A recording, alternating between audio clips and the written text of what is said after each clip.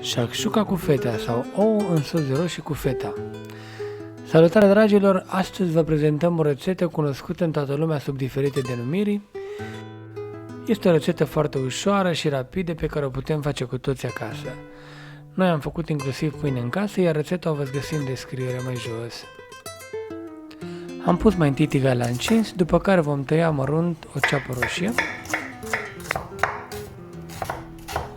Urmând ca restul ingredientelor să vi le prezentăm pe parcursul clipului. Adăugăm puțin ulei de măslină și punem ceapa la călit. Ceapa are nevoie de câte 2-3 minute să se călească, iar noi între timp tăiem și un ardei gras în cubulețe mici.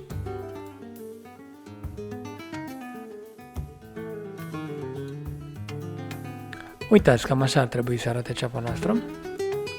Iar acum putem căli puțin și ardeiul gras. Adăugăm circa 300 de ml de sos de roșii. Putem evident clăti vasul cu puțină apă. După care adăugăm puțină sare, după gustul fiecăruia. Câteva frunze de busuioc verde. Iată că și pâinea noastră este gata. După cum v-am spus, rețeta completă o veți găsi în descriere mai jos. Este o rețetă foarte simplă și ușor de făcut acasă și vă recomandăm tuturor să o încercați. Între timp, adăugăm 4 ouă întregi peste sos. Sosul l-am lăsat să se fiarbă pentru câteva minute. Acum putem adăuga puțin piper peste ouă și lăsăm acoperit cu capacul pentru alte 10 minute. Tăiem cu buleț o felie de feta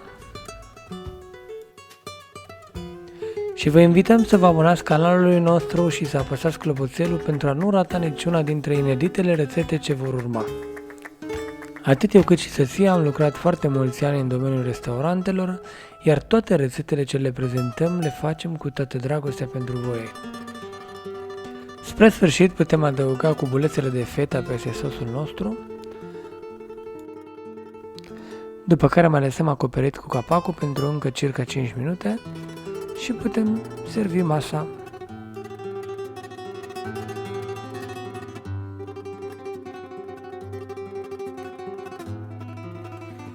Această shakshuka cu feta are un miros extraordinar. Adăugăm puțin busuioc și poftă bună!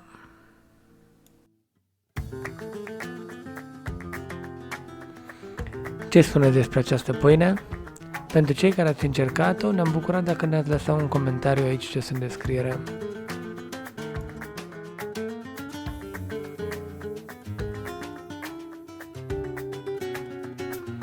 Un lucru este sigur, nu am putut filma de fiecare dată până la sfârșit, dar vă asigur că nu a rămas nici o felie de pâine, nici sos, nici ouă, nici brânza, nimic până la sfârșit.